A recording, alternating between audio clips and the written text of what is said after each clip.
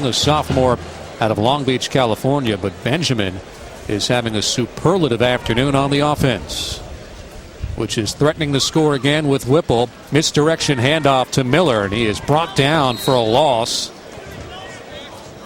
On the defense, Ray Armstrong, 26. Also there, Telemoc, and number 38 for the Hurricanes out of the secondary is Corey Nelms, a track star himself, a former walk-on of the football program and a special team star.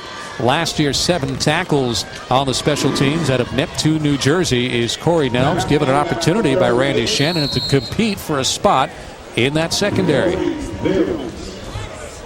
At the 3-minute mark here of our second quarter, and a timeout is called as we take another look at the swarming Hurricane defense.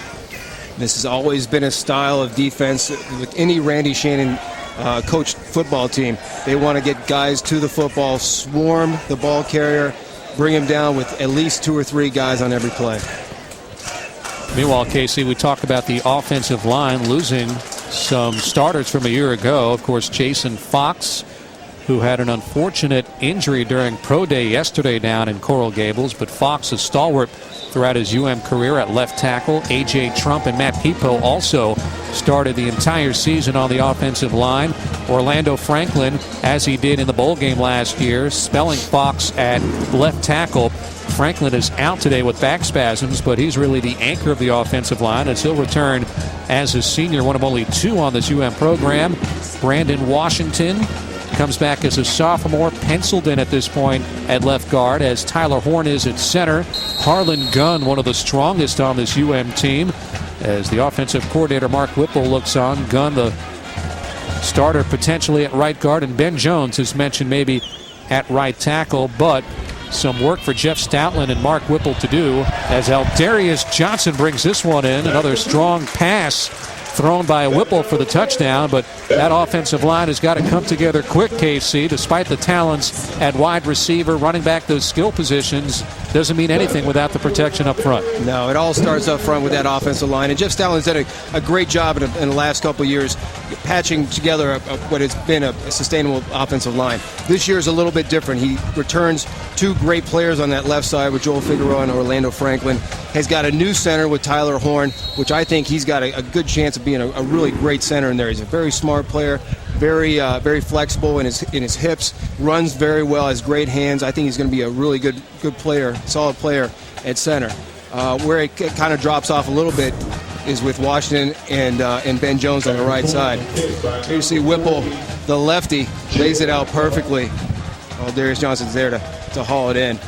But again, it all starts up front. I got to watch practice yesterday, and I was very impressed with the play of Jermaine Johnson on that right side.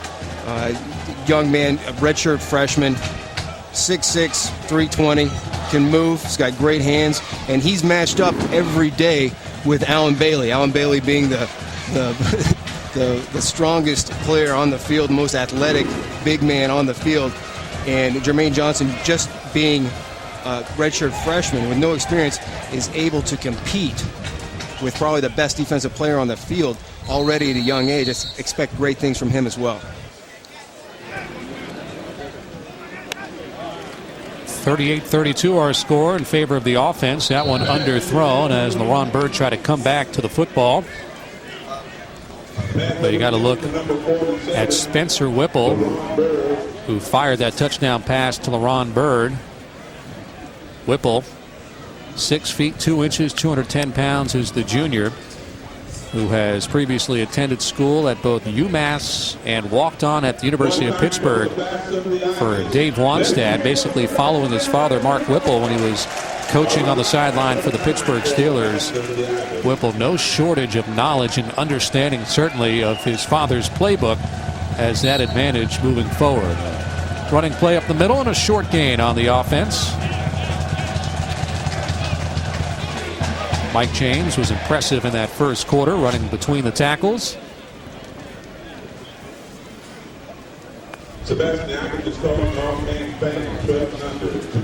Mike James, a very natural talent, again shifted over to fullback, and you see him in the backfield right now with Damian Berry. Mark Whipple, no shortage of options now with some versatility coming back with James. And here's a look at Mark Whipple's son, Spencer. Damian Berry in motion. 3 men wide out to the right. Highsmith passes complete to Hankerson, but a hard hit is levied by Sean Spence. And there you see what makes Sean Spence so special is that closing speed. He's a little bit behind in coverage, but he's able to make up that ground and secure a good tackle, forcing a 4th down. Sean Spence, 2 years ago as a freshman, 3rd on the team in tackles with 62. Last year, that number dipped to 36. Injuries a part of it, but Sean Spence, speaking to the media, not making any excuses for his drop-off in play. Will come back as a junior out of Northwestern High School.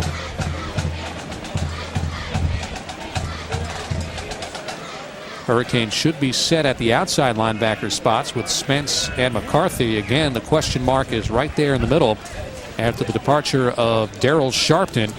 Kyle Robinson, Shayon Green competing at the middle linebacker spot.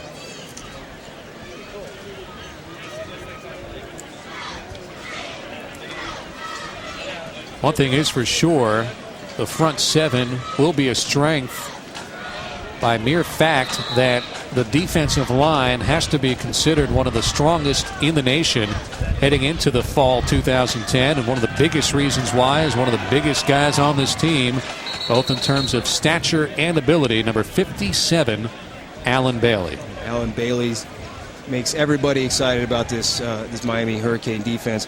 In particular, Rick Petrie, who returns as the D-line coach. Got a chance to speak with Rick yesterday during practice, and he's completely and totally impressed with Alan Bailey. Says he's got the complete package physically, just has to pick up a little bit on the mental side of the game as far as schemes. But I'll tell you what, his bull rush and his moves, he can be I think a great player in the NFL after this season.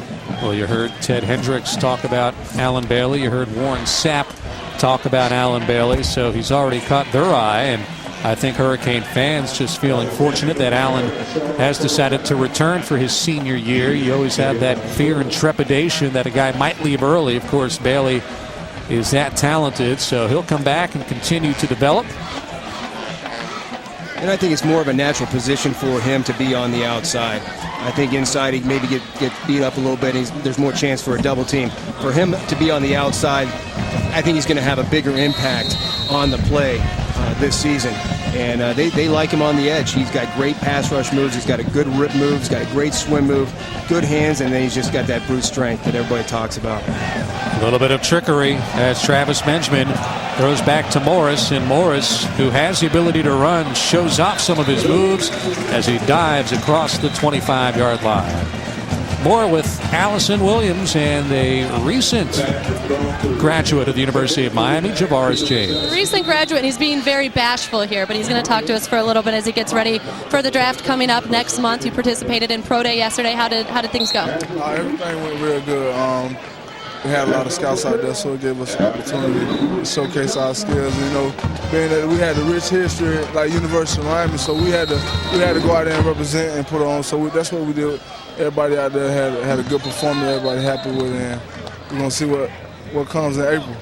Watching the spring game from the first time from the sidelines, but it looks like you're having fun out there. A lot of laughter, a lot of dancing going on. How's it been watching the game here? Man, it's cool, man, because I ain't never think how this would be but it's kind of funny, you know. I kind of got in trouble trying to get in the sideline because I ain't have no pass, and I ain't used to none of that. So it's good to see all the guys I done played with in the past, and some of the old guys, and some of the new guys that came now. So I get to watch them do their thing. So it's cool. You're looking very Ja'Cory Harris-esque with the goatee going on there. Who had that first? You or Ja'Cory? I had that way before him. All right, we'll take your word for it. Real quick, talk a little bit about the backs today. Mike James having a great day, and their performances out here. Oh, they're my boys, man, especially Mike, who, you know, I can go on and on about all those guys. Damian, I'm proud of them. They got a good group. I think they got one of the best groups in the country, and it's gonna be crazy to see how many touches they can get. It's gonna be hard, but they're gonna get accomplished, though. All right, Javaris James, thanks so much for your time, and good luck in the draft. guys. All right, thanks a lot to Allison and to Javaris as you see Morris connect with Kendall Tompkins for the touchdown. And we've seen this pattern work almost to perfection. We saw it earlier with Whipple and now with the youngster Morris. Yeah, this is something